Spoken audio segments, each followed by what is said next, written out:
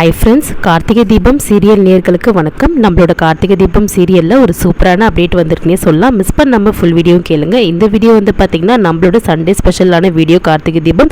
So miss பண்ணாமல் full வீடியோவும் கேளுங்க. வீடியோக்குள்ளே போகிறதுக்கு முன்னாடி நம்ம சேனலுக்கு நீங்கள் புதுசாக இருந்தீங்கன்னா லைக் அண்ட் சப்ஸ்கிரைப் பண்ணி நம்ம சேனலுக்கு கண்டினியூஸாக ஆதரவு கொடுங்க. இப்போ வாங்க என்ன நடக்குதுன்னு சொல்லிட்டு பார்க்கலாம்.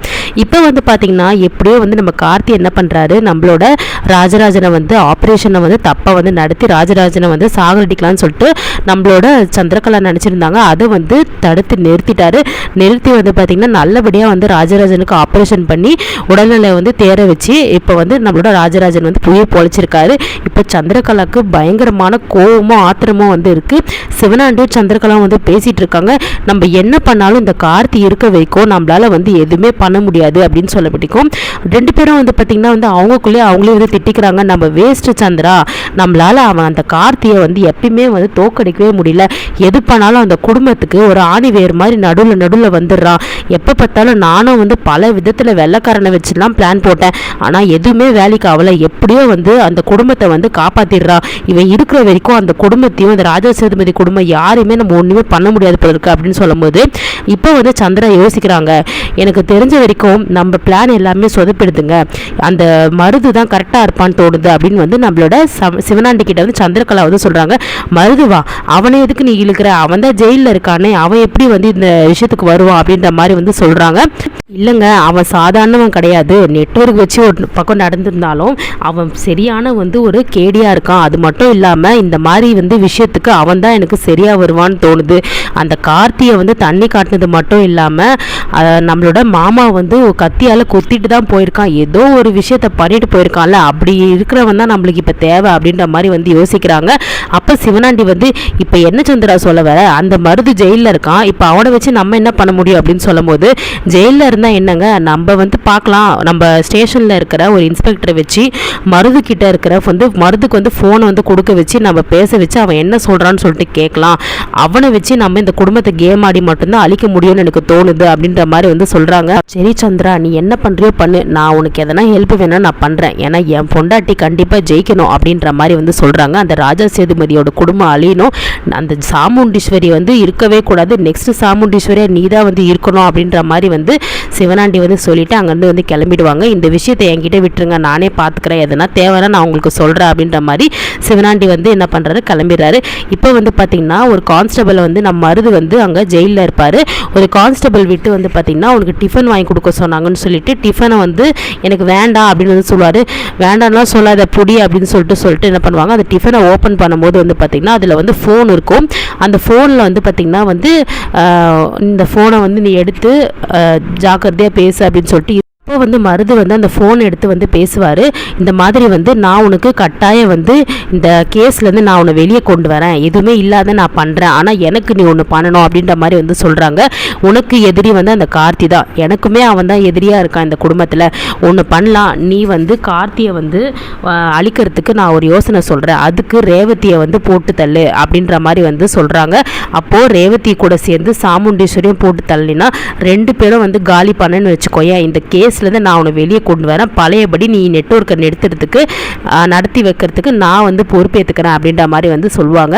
அப்போது சரி, நம்மளோட வேலை இது தானே, நம்ம வேலையை வந்து நம்ம தக்க வைக்கிறதுக்கு நம்ம இவங்க சொல்கிறத பண்ணலாம் அப்படின்னு சொல்லிட்டு என்ன பண்ணுறாங்கன்னா, மருது வந்து பார்த்திங்கன்னா வந்து கரெக்டாக வந்து அன்றைக்கி வந்து கோர்ட்டுக்கு வந்து ஹேண்ட் அவுட் பண்ணணும். அதுக்காக வந்து பார்த்திங்கன்னா இன்ஸ்பெக்டர் என்ன பண்ணுவார், அங்கேருந்து வந்து மருது வந்து கோர்ட்டுக்கு வந்து கூட்டிகிட்டு போவார். கோர்ட்டுக்கு கூப்பிட்டு போகிற வழியில் வந்து பார்த்திங்கன்னா வந்து அந்த வண்டி வந்து பிரேக் டவுன் ஆகிடும். வண்டி வந்து கான்ஸ்டபிள்லாம் வந்து தள்ளிட்டு இருக்கும்போது வந்து பார்த்திங்கன்னா மருது வந்து அங்கேருந்து இந்த சரியான நேரம்னு சொல்லிட்டு எஸ்கேப் ஆகிடுவார். எஸ்கேப் ஆகிட்டு சந்திரகலா வந்து பார்ப்பார். நல்லா ஞாபகம் வச்சுக்கோ மருது, நான் சொல்கிறது கேளு, ஒழுங்காக வந்து இந்த கேஸில் வந்து நீ வெளியே வரணும், நீ பழையபடி நெட்வொர்க் நடத்தணும்னு நீ நினச்சின்னா நீ என்ன பண்ணுறேன்னா இந்த கேஸ்லேருந்து வெளியே வரத்துக்கோசம் நான் உனக்கு ஹெல்ப் பண்ணுறேன், அதை பற்றி நீ கவலைப்படாத. ஆனால் அந்த குடும்பத்தை சின்ன பின்னமாக்கணும், முக்கியமாக ரேவதியை போட்டு தள்ளும்போது அந்த கார்த்தியை பழி வாங்கணும்னு நீ நினச்சின்னா அந்த ரேவதியை நீ போட்டு தள்ளணும், கூட சேர்ந்து சாமுண்டீஸ்வரியும் போட்டு தள்ளிடு அப்படின்ற மாதிரி வந்து நம்மளோட மருது கிட்ட வந்து சந்திரகலா வந்து சொல்கிறாங்க. இப்போ வந்து பார்த்திங்கன்னா வந்து குடும்பத்தில் இருக்க எல்லாரும் வந்து கொஞ்சம் சந்தோஷமாக வந்து பேசிகிட்டு இருப்பாங்க. அதாச்சும் நம்மளோட ராஜராஜன் பொழைப்பாரா இல்லையான்னு தெரியல அப்படின்ற மாதிரி வந்து நினச்சிட்டு இருந்தோம். ஆனால் என் வீட்டுக்காரர் எப்படியோ வந்து பொழைச்சிட்டாரு, அந்த கடவுள் வந்து கைவிடலை என்ன. நான் ரொம்பவே பயந்துட்டு இருந்தேன், அவருக்கு எதனா ஒன்று ஆயிருந்தால் குற்றம் ஒன்றுச்சில்ல, நானுமே எதனா ஒன்று பண்ணியிருப்பேன் அப்படின்ற மாதிரி வந்து சொல்கிறாங்க. அப்போ வந்து அப்படியே வந்து நார்மலாக வந்து பேசிகிட்டு இருக்கும்போது வந்து பார்த்திங்கன்னா அவங்க டீமுக்கு ஆளுக்கு வந்து ஃபோன் பண்ணுவார். அதாவது நெட்வொர்க்கில் இருக்க 4-5 பேர் ரவுடிங்களுக்கு வந்து ஃபோன் பண்ணி இங்கே வாங்கன்னு சொல்லிட்டு அவங்களெல்லாம் வர வச்சு மருது என்ன பண்ணுவார், உடனே வந்து அது உள்ள அவங்க வீட்டு உள்ள போயிட்டு எல்லாரையும் வந்து மடக்கிடுவார். மடக்கி எல்லாரையும் வந்து கட்டி போட்டுருவாங்க. இப்போ வந்து பார்த்திங்கன்னா நம்மளோட மருது கையில் தான் வந்து குடும்பமே வந்து இருக்குது, யார் உயிர் போகுன்றது தெரியாது.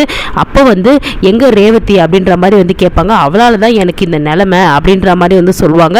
அப்போ வந்து நேராக வந்து மேலே வந்து போவார் ரேவதியை வந்து பார்க்கறதுக்கு. ரேவதி வந்து என்ன பண்ணுவாங்க, பயந்து திருப்பி மேலே ஓடி போய் ஒரு கோணிப்பை வந்து ஒளிஞ்சிப்பாங்க. அப்போ கரெக்டாக வந்து பார்த்திங்கன்னா வந்து கோணிப்பையில் ஒளிஞ்சு ரேவதி ஒழுங்காக வந்துட இல்லைன்னு வச்சுக்கோ, அவ்வளோதான் உன்னை அப்படின்னு வந்து சொல்லுவாங்க. இப்போ ரேவதியை வந்து கொள்றதுக்கு காரணம் வந்து நம்மளோட கார்த்தியை வந்து பழி வாங்குறதுக்காக மட்டும்தான்.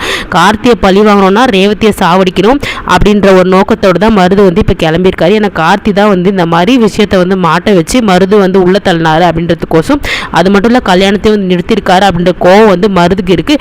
இந்த கோவத்தை வந்து பார்த்திங்கன்னா சந்திரகலா யூஸ் பண்ணிக்கிறாங்க. இவனை வச்சு நம்ம குடும்பத்தை வந்து அழிக்கலாம். அந்த கார்த்தியை வந்து நம்ம ஆல்ரெடி வந்து சந்திரகலாவுக்கும் வந்து கார்த்தி எதிரியாக இருக்காது. ஸோ மருது வச்சு நம்ம கேம் விளாண்டா கரெக்டாக இருக்கும் அப்படின்னு சொல்லிட்டு மருது வந்து தூண்டி விட்டு இப்போ வந்து பார்த்திங்கன்னா நம்மளோட ரேவதி வந்து கொல்றதுக்கு வந்து கரெக்டாக வந்து போகிறாரு. அப்போ வந்து கார்த்தி வந்து கதவு வந்து தட்டுறாரு. கதவு தட்டி உள்ளே வந்து என்னாச்சின்னு சொல்லிட்டு கேட்கும்போது அங்கே இருக்கிற ஆளுங்களெல்லாம் வந்து பார்க்குறாரு. பார்த்துட்டு எல்லாரையும் வந்து அடித்து நொறுக்குறாரு. அப்போ வந்து நம்ம மருது என்ன பண்ணுறாரு, பெண் பக்கமாக வந்து ரேவதியை வந்து பார்த்திங்கன்னா வந்து கூட்டிகிட்டு வந்து போயிடுறாரு. அப்போ வந்து ரேவதி எங்கே அப்படின்னு சொல்லிட்டு கார்த்தி வந்து கேட்குறாரு.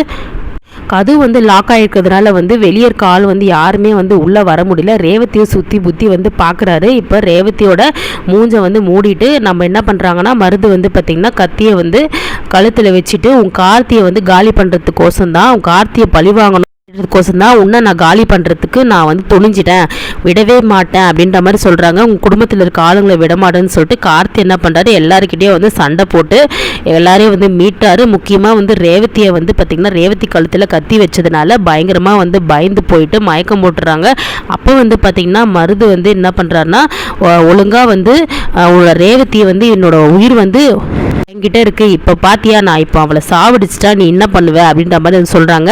அப்போ வந்து கார்த்தி எதுவும் பண்ணிடாத, பண்ணினா அப்புறமேட்டு நான் உன்னோட விளைவே ரொம்பவே மோசமாக இருக்கும், ஏற்கனவே நீ கேஸில் இருக்க, இதை ஏதாவது பண்ணன்னு வச்சுக்கோயேன், அதுக்கப்புறம் உனக்கு ரொம்பவே வந்து தண்டனை வந்து அதிகமாக இருக்கும் அப்படின்னு வந்து சொல்கிறாங்க. என் உயிர் போனாலும் கவலை இல்லை, என்னோட நெட்வொர்க்கை காலி பண்ணி என் வாழ்க்கையை நீ அழிச்சிட்ட, அது மட்டும் இல்லை நடக்க இருந்த கல்யாணத்தை நீ நிறுத்திட்ட, உன்னை நான் விட போகிறதா இல்லை, உன்னை பழி வாங்குறதுக்கு இந்த ரேவதியை கொண்டாதான் வேலைக்காகும் அப்படின்னு சொல்லிட்டு கார்த்தி என்ன பண்ணுறாரு, நம்மளோட வழக்கம் போல் வந்து மருதுவை அடித்து நொறுக்கி என்ன பண்ணுறாரு, ரேவதியை வந்து காப்பாற்றுறாரு. நம்மளோட ரேவதி வந்து கார்த்தி மாமா அப்படின்னு சொல்லிட்டு ஓடி வந்து அப்படியே வந்து பிடிச்சிக்கிறாங்க, கையை பிடிச்சிட்டு இப்பயும் நீங்கள் என்னை காப்பாற்றிருக்கீங்க அப்படின்னு சொல்லிட்டு உணர்றாங்க. இதெல்லாம் வச்சு நம்மளோட சாமுண்டீஸ்வரி ஒரு வேளை கார்த்தி கூட வந்து சேர்த்து வைப்பாங்களா அப்படின்னு சொல்லிட்டு எதிர்பார்க்கலாம். ஸோ வெயிட் பண்ணி பார்க்கலாம் என்ன நடக்குதுன்னு சொல்லிட்டு. நம்மளோட ப்ரோமோ ரிவ்யூ பிடிச்சிருந்தா லைக் அண்ட் சப்ஸ்கிரைப் பண்ணி சப்போர்ட் பண்ணுங்கள். தேங்க்யூ.